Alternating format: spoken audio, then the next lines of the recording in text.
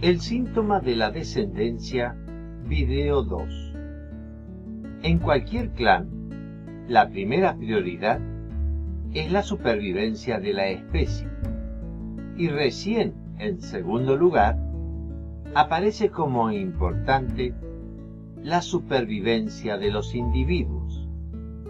Lo importante es que el clan tenga descendencia, por lo cual, si en las generaciones pasadas uno de los miembros del clan ha estado en peligro, esa información de peligro se va a transmitir a la descendencia para que ellos puedan construir un programa de adaptación y supervivencia. Por ejemplo, si caminar por la selva de noche es peligroso, pues te puede morder una serpiente o comer un animal feroz, todos los miembros del clan necesitan llevar dentro de sí esa información, y eso les salvará la vida.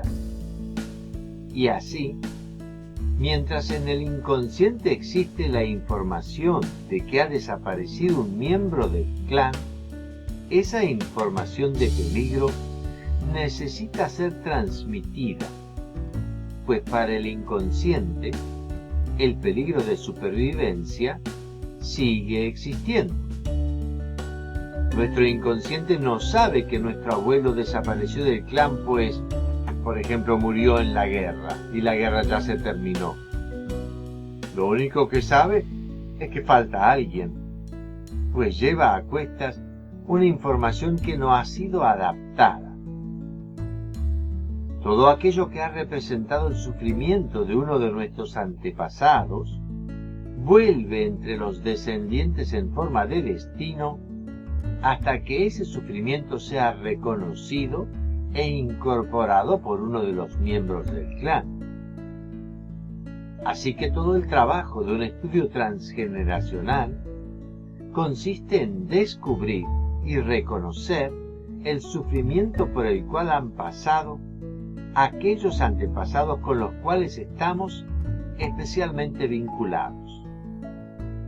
Seguramente ustedes se estarán preguntando cómo pueden saber si en sus vidas están expresando una memoria transgeneracional.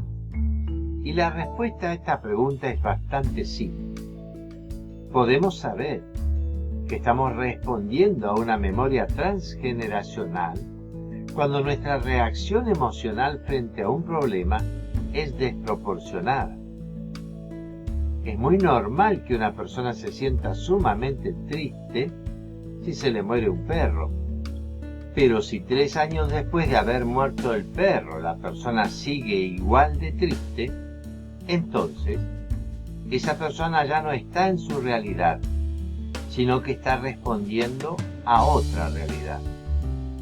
Allí es donde nos vemos atrapados en un drama inconsciente en el cual el inconsciente familiar nos toma como rehenes y por eso nuestra reacción emocional pasa a ser desproporcionada respecto de la realidad que estamos viviendo en el presente. También podemos darnos cuenta que el pasado está afectando nuestras vidas cuando nos vemos víctimas de situaciones delirantes, como por ejemplo, que nos agredan sin razón alguna, o que nos sucedan varias cosas extremas e impresionantes, que una y otra vez nos llevan a revivir ese drama del cual no somos conscientes.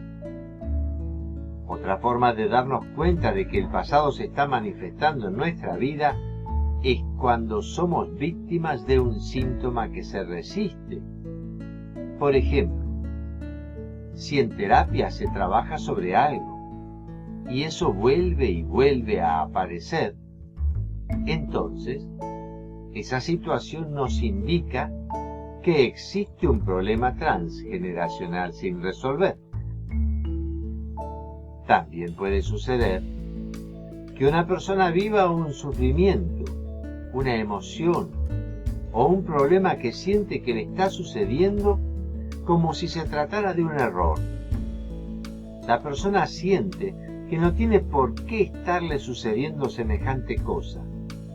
Y la verdad es que efectivamente ese problema no le pertenece personalmente, sino que lo está heredando. Yo tengo pacientes que han venido quejándose de que estaban todo el tiempo tristes o que de repente les surgían ganas de llorar aparentemente sin ningún motivo. Y esto era porque tenían una herencia de un muerto que estaba pesando sobre sus espaldas. Y entonces, tal vez descubrimos que ese mismo problema está reapareciendo en la familia generación tras generación. Por ejemplo, una mujer tiene un problema que ya antes había tenido su madre, y averiguando descubren que ya antes la abuela había tenido el mismo problema. Y tal vez les surja la pregunta, ¿por qué es que ese mismo problema surge generación tras generación? Y el motivo por el cual ese mismo problema aparece generación tras generación es porque el clan necesita insistir hasta encontrar al miembro que sea capaz de liberar el inconsciente familiar. Y si no lo encuentra, cuantas más generaciones pasan por el mismo problema, más se amplifica la intensidad del mismo. El mismo lenguaje de los consultantes suele dar a veces un indicio de herencias transgeneracionales, pues dicen cosas como, esto siempre ha sucedido en mi familia, o yo ya había escuchado que en mi familia sucedían estas cosas. Y otra forma de mostrar las herencias transgeneracionales es cuando las personas cuentan su historia con metáforas. Las cuentan como un cuento que no les está sucediendo personalmente. No lo pueden contar como propio, pues les está sucediendo inconscientemente. Una paciente dijo que sentía que todo en su vida iba mal, como si un francotirador emboscado disparara sobre todo lo que le sucedía. Y al preguntarle si en su familia había sucedido algo así, esa paciente dijo que a su abuelo lo había matado el marido de su amante. La paciente puede contar el cuento de la vida de su abuelo, pero no la cuenta como si fuera propia, pues no la siente propia, aunque inconscientemente sí lo es, y se trata de un drama no reconocido. Entonces, resumiendo, les he mencionado varias formas diferentes de detectar que existe un problema transgeneracional que se está expresando en sus vidas porque necesita ser resuelto. Y les he hablado de, primero, una reacción emocional desproporcionada. Segundo, la vivencia de situaciones delirantes. Tercero, la existencia de síntomas que se resisten. Cuarto, vivir una situación problemática con la sensación de que ese problema no nos pertenece. Quinto, la repetición del mismo problema generación tras generación. Y por último, sexto, el lenguaje metafórico o la forma de hablar indirecta que utilizan algunas personas al contar su historia. Seguiré con este tema en el video número 3.